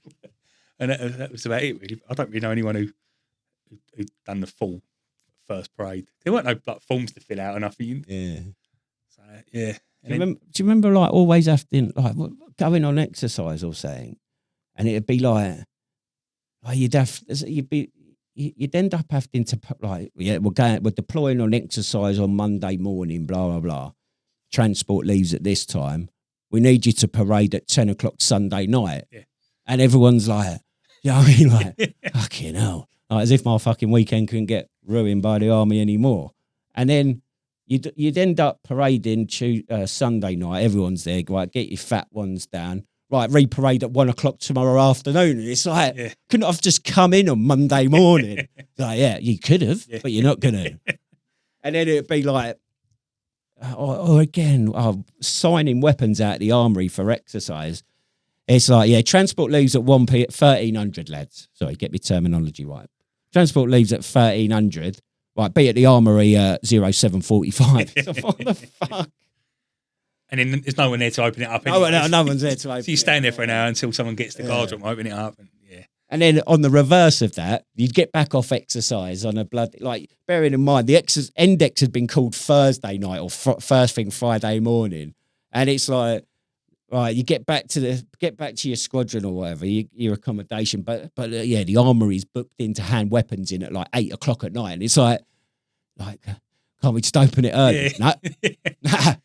So in Fallinbostel, our armory was in the cellar below our block. It was next to the bar downstairs. Yeah. It weren't that big of a deal because you just went down the bar. Yeah. And just waited for the armory to open. Someone come in, the armory's open, go and hand your rifle in. And to be fair, my regiment weren't bullshit when it comes to rifle cleanliness. Just the Royal Engineers then. Yeah, no, a lot of like, infantry regiments, because that's their bread and butter. Yeah. With ours, it weren't that big a deal, really. Yeah. Like the Gymppies and stuff like that, they get a bit minging when you find a lot around. And the chain gun as well. But to be fair, with a chain gun on a tank, there's not much to it. It's really simple. So just give it a quick wipe over and it's not too big of a deal. So the other one was, do you know, again, it's this thing of, so as engineers, we done basic training, phase 1, phase 2, went to Chatham to do our trade training, then got posted to your unit. And then after a certain amount of time, we'd come back to do more trade training. So like our advanced trade training, as it were. Now, our trade training was done down in Chatham, like the Royal School of Military Engineering, which was also the HQ of the Royal Engineers. So as you can imagine, there's a lot of, what do we call it? Fucking arsehole officers, like very high-ranking people cutting around. VIPs, should we say. VIPs of the Royal Engineers, if there is such a thing. And so as you can imagine, there was a lot of bullshit, and there was obviously you've got people that are straight out, like basic training sort of people, to then obviously more senior people come back. And then there's also like your clerk of works courses. So there's a whole range of different ranks and experiences down there. So I remember going back on my class 1 survey course, and by this point I was a Lance Jack. And you think, and you've been at your unit for a bit, so you're like, yeah, like know what the army's about, sort of thing. And you come back and it's basically like going into basic training, and like there'd be so much bullshit, like having like you had to be mindful of how you couldn't just like cut around camp. I'm not saying you had to march in twos, but it was like very much people would be on you. And I remember, so bearing in mind, I've said it before that the survey course in the Royal Engineers it is intense. Like it's like it's an undergraduate course, and particularly the class 1, which is HND level. So like you'd be down, that is your main focus. Your main purpose is to complete your training and all this and do what you got to do. But then there'd be like Remembrance Parade, or I think we like the Freedom of Medway Parade. So you'd end up having, which would involve basically marching through Gillingham, Rochester and all this bollocks. So you'd end up having to get up at like 4 a.m. to do like weapons drill on the parade square, to then go and do like 8 hours in the classroom of like heavy, intense maths. And it'd go on for weeks. And it was like, what the like, I get it that the military has commitments and there's that pomp and ceremony side to it. I get that. But we're fucking marching through bloody Medway City, right? And I'm pretty sure, like, okay, have a little practice, because some people may not have done drill in a while. Make sure you're not teddy bearing or TikToking everywhere. But, like, I just remember it breaking me, thinking, like, why am I doing weapon drill and then having to sit in a classroom all day? Yeah. And the thing is, I think I mentioned it before about, like, the drill instructor would be getting, like, you're getting it wrong, thrashing you. And then you get to that point like a week before, oh, well done, lad, you're getting it right now. But because I was saying, like, there's obviously varying degrees of experience and whatever. And I remember there was like one of the guys on my course, I'm sure was like a drill instructor. Like he had like, I don't know, you probably didn't have it, but he wore like a different cap. Oh, no. And I'm sure it was like, so it didn't like the peak on it. It was flat. Yeah, like the guards. Something like that. Maybe.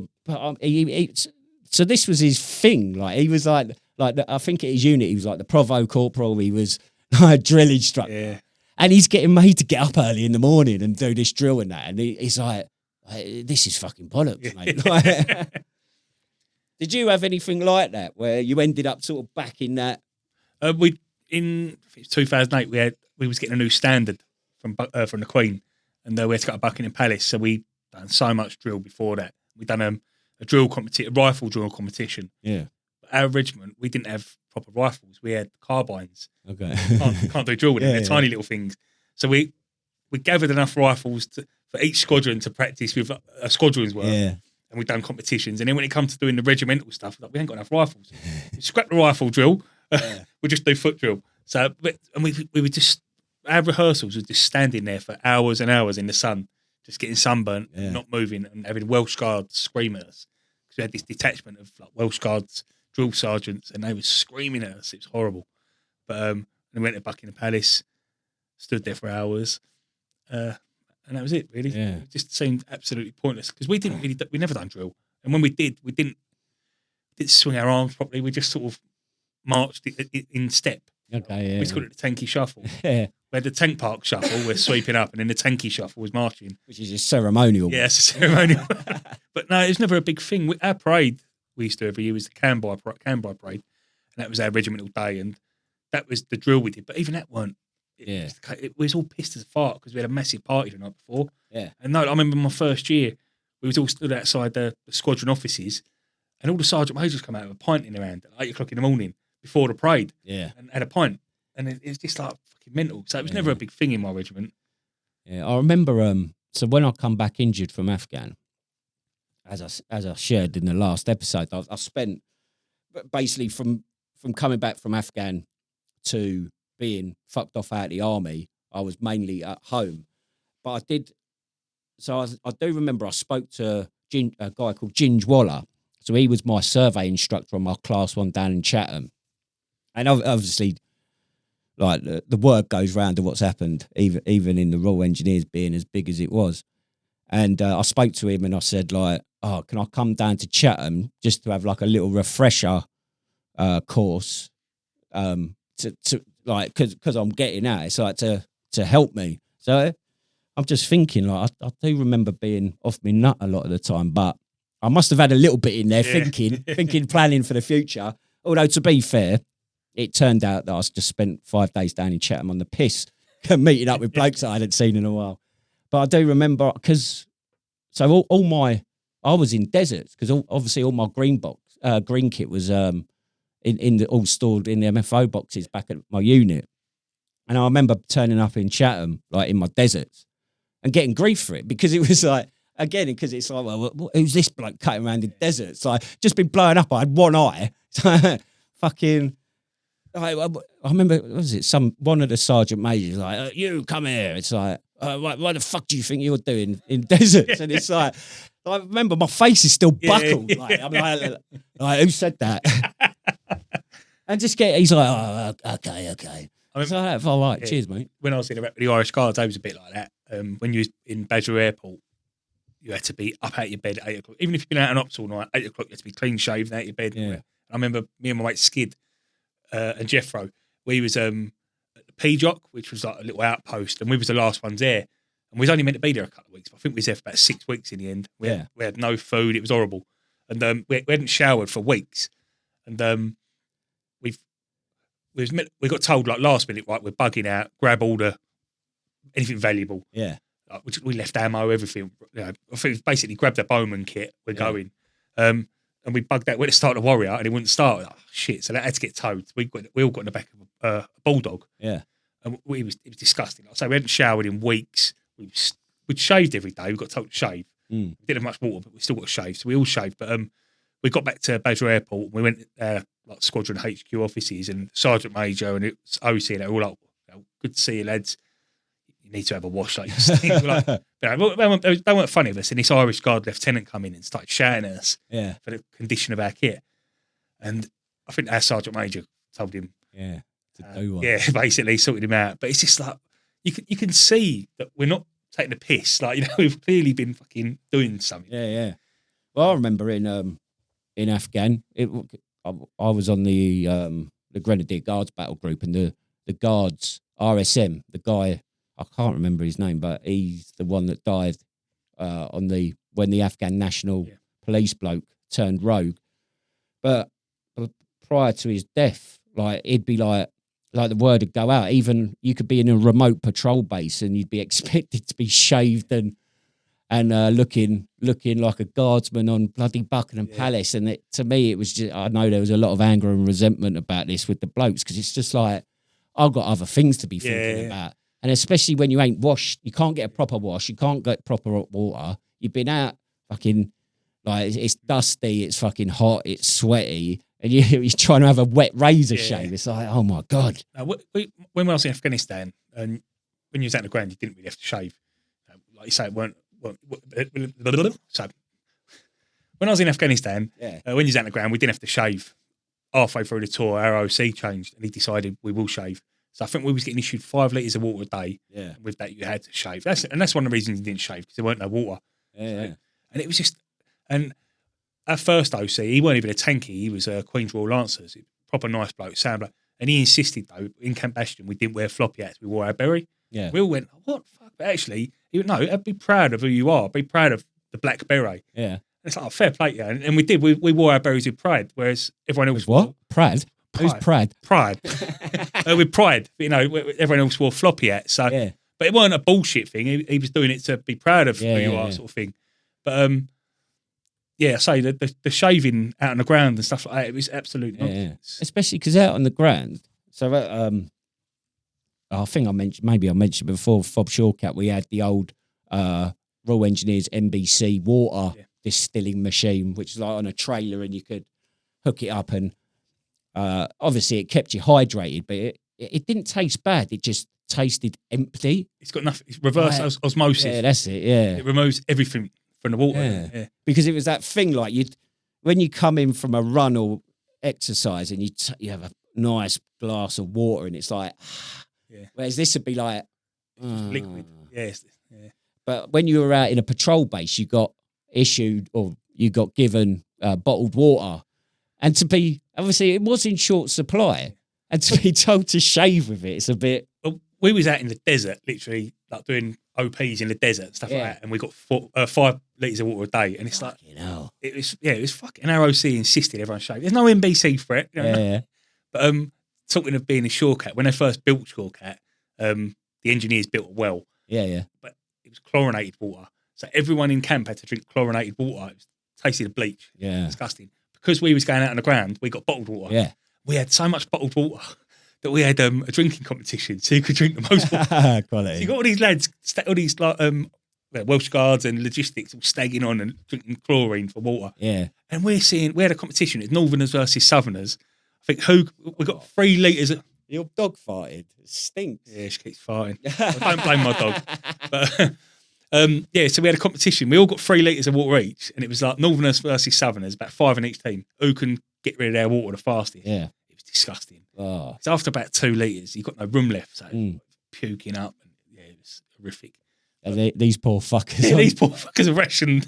We're just puking up into a big grenade box. Oh, well. But they was really anal, like you said about the guards. And I know, like, we'd have a lad die, and we'd get back to camp, and our way of getting over it, if you like, we'd all sit down, have a little bit of decompression, and then we'd make a cricket bat out of something, a bit of wood or something, and we'd make a ball out of black nasty. Yeah. We'd have a game of cricket or rounders, and they didn't like the fact that we was laughing and joking. We were like, this is how we deal with things, There's no point being like doom and gloom. You got to get on with this, We'll remember him once we're done. Yeah. But their RSM didn't like that, so we got told, "Can you stop having fun?" One of your lads has died. Oh, right, yeah, we know. Yeah. But but that was our way, and then we'd get pissed on homemade cider that no one knew we had. Get the medic to get the laughing gas out. That's it. But, I mean, there's no escaping it, is it? In the military. I mean, I know we're quite biased because obviously we've only got one perspective, having served in the army. So it'd be interesting to hear from some of our Matlow or Air Force contingent. Yeah, I know. Ben, the sailor, he got involved a couple of weeks ago. He said like they used to have to hoover up puddles on board their ship. Oh, did they? Yeah. Fucking hell. Yeah, that does sound like bullshit. Yeah. With a Henry Hoover. Anything else from him? No, not this week. No. We did have a funny thing. Craigo, he said that this was from a couple of weeks. He sent me this, but it was from a story a couple of weeks ago when we spoke about alcohol. He said in the late 90s at Keogh Barracks, which is part of Aldershot, him and his mate pulled a couple of howlers in Cheeks nightclub. Yeah. They got back to camp, but had missed scoff, so they broke into the cookhouse and found a tray of pies and a massive block of cheese.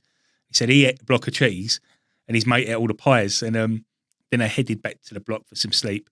And his mate was eating his 3rd pie, and then he made this desperate cry of, "Oh fuck no, please help me, I think I've made a mistake."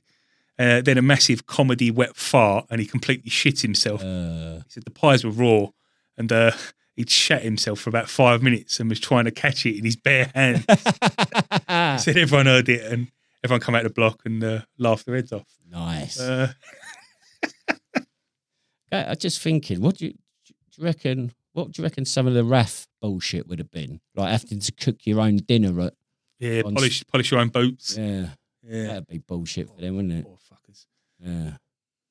But yeah, if you are from one of the country's other services, let us know about you. What classes as bullshit for you? Be interesting that. Very army heavy, aren't we? But yeah, well, I'll blame Chizzard. Like he's our minority group. Yeah. Where is he? Where actually is he? I don't even know. Oh, fuck him. All right, that's it for Frontline Focus for this week. You got any other worthwhile listeners sit reps? Or because obviously on that earlier one there was loads of them, so I can just edit them in. Yeah. Got Twinny's story. Did you listen to it? Did you? I actually wrote it out and I read it out, but he's actually sent me a voice note. Oh, he sent you a voice note. Right, so we've got another sit rep from Steve's mate Twinny. Now, It feels like he hasn't been part of the show in quite a while, because in the early days we made that. He sent us in that video. He didn't send the video in. He sent that voice note in, and you couldn't fucking understand him. He made fun of us. Sorry, we made fun of him, and he sent me a written letter. Oh, did he? Did he write being scarce? I couldn't read it. Oh, Steve was in scarce. All right, come on, let's hear this message in. Fucking never witnessed it, lad. I fucking did it. When I was in Germany in Valley, on my fucking 21st birthday, I was meant to go home and I ain't got fucking that ROPs. What did I do? Smash. I think I threw a pint glass. I think that's when I got buzzed first. Threw a pint glass at fucking Fabian Barthez and fucking Laurent Blanc when he was kissing his head. And a footy match. And they made me paint the fucking curbs, lad. I had to paint the curbs and then paint that fucking helicopter fucking thing in the middle of the parade square. What the fuck? My twin brother had to do that painting grass green in the artillery. He was in Senegal. He went, I don't know where he was, in Germany somewhere. Osnabrück, that's it. But they were artillery, that's what they're like, aren't they? Fucking do some mad shit, them lads. Yeah, so thanks for that, Twinny. It's fucking... He's got to put that on, hasn't he? Surely. He'll be there on Friday. Really? Yeah, you get to meet him. Fucking hell, I can't wait. Have we mentioned about Friday? No, we haven't actually. Yeah, we might have done. I don't know. No, not that it matters, because... Oh, actually, so this episode's going to go out on Friday. Yeah. So if you're listening to this, because it will go... we put it on our Facebook page, didn't we? I made a post. Yeah. Put it on there. Yeah, but so basically when you're listening to this now... the Tank Regiment would have beat Watford. Yeah, possibly. Yeah, so basically, what's the... I'll give you 50 quid, they will. Oh, right, yeah, because I'm refereeing it. You got the one-eyed referee from Beds County Football Associations coming down. It's I think it's 11 aside, isn't it? Yeah, 11 aside. I've been requested to play 40 minutes each way because there's a distinct lack of fitness. And rolling subs is a must. But we've got a little... have we got that little surprise for the... I think so, yeah. Excellent. It's on its way. Yeah, good. So it'll be funny. Yeah, no, it's a good laugh. It's just a good way for veterans to get... It's just an excuse to meet up at the end of the day. Yeah. No, it's mainly tankies, but the Watford veterans, I don't know where they come from. Probably all different. Watford, surely, no? No, I don't know what service. Oh, right, I don't know okay. I'd imagine it's probably like a local British Legion or something that's got together. But... And old Luther Blissett, the old ex-Watford and England player, is going to be down there. I think he's the Deputy Lord Lieutenant of Hertfordshire, something like that. Yeah. Whatever that is. Yep. Sounds important. But him and his wife, I spoke to his wife on the phone. They're very pro-veterans. Yeah. I think they took over the British Legion. Oh, did they? Yeah. So nationwide? No, they're local. Is this who we have to blame for it? Yeah, no, their local branch wasn't doing much, or things weren't being run like they should be, like a lot of them, and they've stepped up. That's good. It'd be interesting to me. And then we've got Watford Corporate Hospitality. Yep. I don't know how that's going to go down when I'm wearing my Luton shirt in there. As you said, we're going to piss in some plant pots. Yeah. But it's going to be fun. Hopefully Steve will bum me a few quid and the Tank Regiment will win. Why not? So that's this Friday, which is... I can't even think of the dates. I'm not even going to try. The 18th. 18th of April. Kick-off's 10 in the morning, isn't it? I think Burnley are playing Watford. Yeah, it's Burnley-Watford. So... Or Watford-Burnley, because Watford are at home. That's the one. I'm driving you down there, and I, Steve, so you can have a few beers. Yep. Right. I'll tell you what. I've got more listeners sit rep. So I just want to give a shout out to Bottle, who is... What's he doing? He's doing that walk around the Isle of Wight, raising money for Scotty's little soldiers. We've made a little Facebook video on him the other week. Maybe you've seen that. If you haven't, look it up on our Facebook timeline and start donating him money, because he ain't got a lot and it's a good cause. And also alongside that, my mate Sam Stonestreet, I think he's 2 weeks off running the London Marathon, also raising money for Scotty's little soldiers. And I'm going to create a Facebook video about him as well to promote it. So get your hands in your pockets and try and raise some money for a very good cause. Any thoughts on that, Steve? No, good luck to them both. I say I won't be there for Smithy because he's on the Isle of Wight. It's too far away. Yeah. Commit to that. But was it 104 kilometres? Something like that. It's quite a distance. It's impressive. So if there's anyone who can go there, please get in touch with us if you can't get the details or whatever. But it'd be nice for people to support him. Yeah, exactly. And your mate Sam, I'd like to try and somehow get to the London Marathon. When is the London Marathon? I know it's 2 weeks away, but I take it it's 2 weeks Saturday. If I'm off work, I'm going to go. Yeah. One of my mates, my mate Brett, my best mate, he does traffic lights for a living. Okay, fine, yeah. He does them. Yeah. But he puts them up and takes them down. And because all the ones on the route, just literally, I think they just plug in. You can literally pull them out. Okay. Not saying people should do that. But so he does that. So I might go and get a lift with him. Yeah, why not? Yeah, so look out for the video about Sam Street's training. He's smashing it, considering his body's knackered through. Because you put a big concrete block in his bag, wasn't it? Well, that was all down to me. Yeah, we'll make a video on that, shall we? Yeah, we'll have some fun. You little rascal. Yeah. Right, going on to the Bravo Zulu shout out this week. So we have mentioned them before, haven't we, in passing? Yeah. But we're gonna. I think it's next Monday. We've got an interview lined up with them for the Beyond the Wire. So look, this week's Bravo Zulu shout out is to the Military Veteran Football Club. Their details can be found online at www.militaryveteranfootball.co.uk. And basically, they're a organisation established in 2022 by Dave, John, Laura and Russ, 3 veterans and a pad brat. Bloody pad brats, they get everywhere, don't they? And they're primarily based in the Northeast, and they organise and run both five-a-side football sessions for military veterans and serving forces. They currently have various sessions in different areas of the UK and are continually looking to expand into other areas, regardless of your age, size, gender, ability, length of service or arm of service or leg of service, depending on what way you swing. You're all welcome to come join them for a kickabout. I'll put the details in the show notes. And as I said, the next episode, well, maybe not the next episode, but there will be a forthcoming episode on Beyond the Wire where we'll be speaking to Dave, John and Russ. I don't know if Laura's going to be there, maybe. But yeah, what do you reckon? I know, because obviously we've mentioned about this football thing we're doing, and they are separate. But it's the same idea, though, isn't it? Yeah. And like, I went to the Millwall one again. I think that was different again, was it? Yeah, but I think they talked to each other. Or they got the idea from it at the end of the day. Yeah. And it's just an excuse to get together. I've never liked football. I've never liked playing football. Yeah. So it's never appealed to me. You mean you're not playing this Friday, Steve? I'm cheerleader. Oh, right. Yeah, sorry. But if it was like a fishing club, I'd be more inclined to it. But then it's not a social thing. So, But like I say, whatever it is, whether it's boxing, cycling or whatever, it's just good to have some sort of a social group with a common interest. That's the thing. And I think for those of you that listened to Ash from THH the other week on Beyond the Wire, he mentioned that he's heavily involved in Everton veterans football team. And apparently, so Ash is, well, he must be a pretty good footballer because there's a Veterans World Cup this year, I think. All right.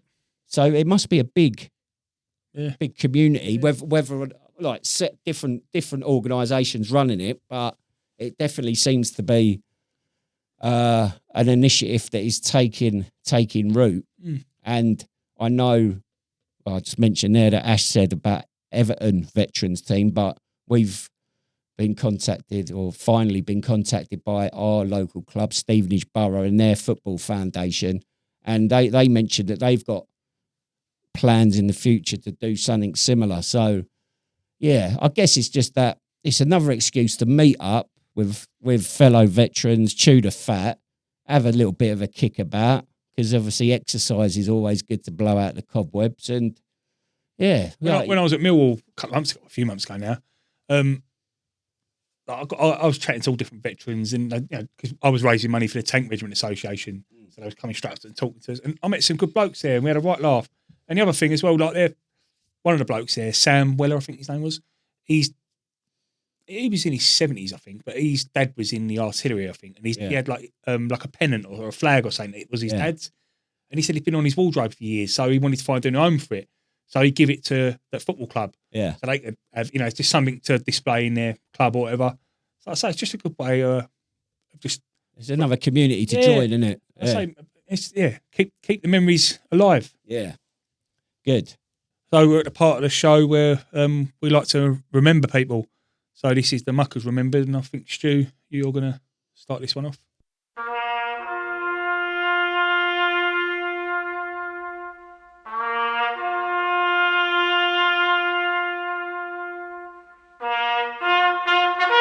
Yeah, so Jo Woodrow, a colleague from my place of work, mentioned about her late father-in-law. And her late father-in-law was Lance Corporal Bernard William George Springett, 22286382. And he served with the Army Medical Corps. And he passed away on the 13th of March 2025. And he, I think, from what Jo tells me, she remembers that he served. I think it was national service he done. He spent a lot of his time out in Malaysia back in the day. And yeah, she sent me a picture here as well, which I'll make a video out of. But yeah, we'd like to remember Lance Corporal Bernard William George Springett of the Royal Army Medical Corps. Yeah, that's another nice connection. Yeah, definitely. I say people could send us voice notes, videos, or just a text or something. We can mention their family members, friends, neighbours, anyone. Just get these people remembered. Because unfortunately, well, not unfortunately, if you die while serving, you're remembered. Yeah. Otherwise, I'm not saying you're not remembered, but you're not. Yeah. Well, I think what you're trying to say is that you don't just die. Service personnel don't just die at war, do they? No. Like a lot of us, the majority of us, leave the forces, get old, and have other lives, and then pass on. And it's I know it. I think I know what you're trying to say. All my family, my dad, both my granddads, my great granddads, they all served. They all cremated and spread over a bit of grass now. You know, there's nothing. There wasn't no military send off. No, there's no memorial for them. So it's our way of remembering. Yeah. It's good. Keep them coming. So that's it, Steve. We've had 2.5 weeks off, or 2 weeks off, whatever. It feels good to be back. Yeah. Sat here in my Union flag waistcoat. We've spoken about some bullshit. The running theme is painting grass green. How do you think it's gone? Do you feel good to be back? I feel good to be back. Yeah. I feel charged up, ready to go. Yeah. Yeah. Well, where we go? Is that after your little ruckus with the man with a knife? Yeah, and I've got work tonight, so. Oh, have you? Fucking hell, poor Steve. Yeah. But I'm going to try and put some longer video clips on, because I've been having some teething issues. Because this is the thing, people. We're not Joe Rogan sat in a studio with bloody all these producers and editors and social media people. We are literally sat in Steve's dining room, aren't we? Yeah, with my his, dog farting. his stinking dog. In Stevenage. And I do want to. I'm going to do like an MTV Cribs video one day when we get time of what our studio setup is. But yeah, we're doing what we can do, aren't we? Yeah, that's all we can do. What do we want to do next week or the next episode on? Any ideas? I did have some ideas. Did you? Yeah. Where's me a bit of paper? I need a bit of paper. Insults from training staff, sergeant majors. Yeah. Funny phrases they come out with. There you go. Or funny sort of punishments they would give you. Not proper punishments, but silly things. My section commander used to come in pissed up and make us do naked press ups. Fuck it. One of them things. How old were you? 16. Well, there you go. There's one for next week. Look forward to that. In the pipeline, we've got the prank one. Have you been setting that up, have you? Yeah, we're going to do some pranks, but we'd like to hear other people's pranks. Yeah. Sleechy's got a few. Nice. I still want to do the live episode. Yeah. I think we need to wait for Chizard to come back, if he ever comes back. yeah, we've got some things to look forward to. We got hopefully in the next episode we'll be able to get back to you with how it went with our local member of parliament. We'll be able to tell you the football result from the Royal Tank Regiment veterans v Watford veterans and whether the referee got filled in afterwards. And yeah, so we've got the VE Day stuff coming up. We're going to start promoting that. Come along if you're that way inclined. I'm going to Buckingham Palace on the 16th of May. Ooh. If anyone else is going, because it is the Not Forgotten Association, invites people from different organisations and been picked. But yeah, if anyone is going, please get in touch. Are you secretly getting a knighthood? No, just an OBE. It's an island, isn't it? I want to see you in the House of Lords, like a life period. Yeah, sleep. Pissed up. Yeah. With me knob in my end. Watching tractor porn like the other bloke. Oh, God. How the other half live, eh? Yeah. No, but yeah, if anyone else is going, please get in touch. It'd be nice to meet up with other people. Yeah. Do you know what role you're meeting yet? No, they don't announce it. Secret squirrel. Yeah. I'm hoping it's the Duke of Kent. Okay. Because I've met him in Iraq. Oh, did you? Yeah, Telex 7, he come out to Iraq because he was in the Scots Greys. Yeah. She's now the Scotch Dragoon Guards. Okay. And he was about 75 then. And that was 2005. Yeah. And I just remember he was massive. He's really tall, probably 6'6", 6'7". Yeah. Just proper down to earth. We played shithead with him. Yeah. And we made him lose. Yeah, no, just a proper nice bloke. So I'm hoping it's him, but I'm not sure if he still does the royal duties. He's always on the balcony and all that. All right. But, what, with the SAS? yeah, he's one of them, yeah. But yeah, that is pretty much it for this week. So I hope you weren't too disappointed about missing out on an episode. But we did a Beyond the Wire, though, didn't we? We did with Darren from Veterans into Logistics. So I thought it was a really interesting one, a really good one. Really? Yeah. Like, obviously, it don't benefit me at all, but I think that would benefit a lot of people. Yeah, listening to that. And like the guy is he's really switched on, to be fair, and like it was good, so good to hear that he's all about the collaboration. He's like, look, like if you're a veteran, just give us a shout and we'll fucking sort you out. Yeah. Like I think that's the attitude, isn't it? Like nothing seemed to be a problem. Like he could work around stuff. He's got a lot of contacts and no, definitely. Are you ready for this, Steve? I'm ready.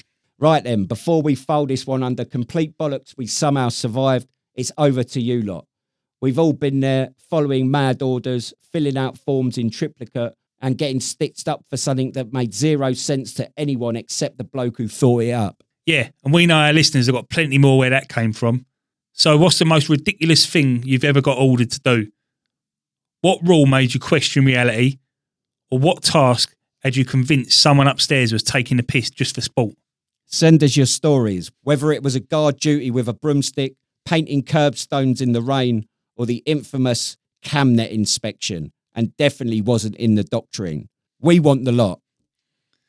Voice notes, DMs, dodgy photos, hit us up.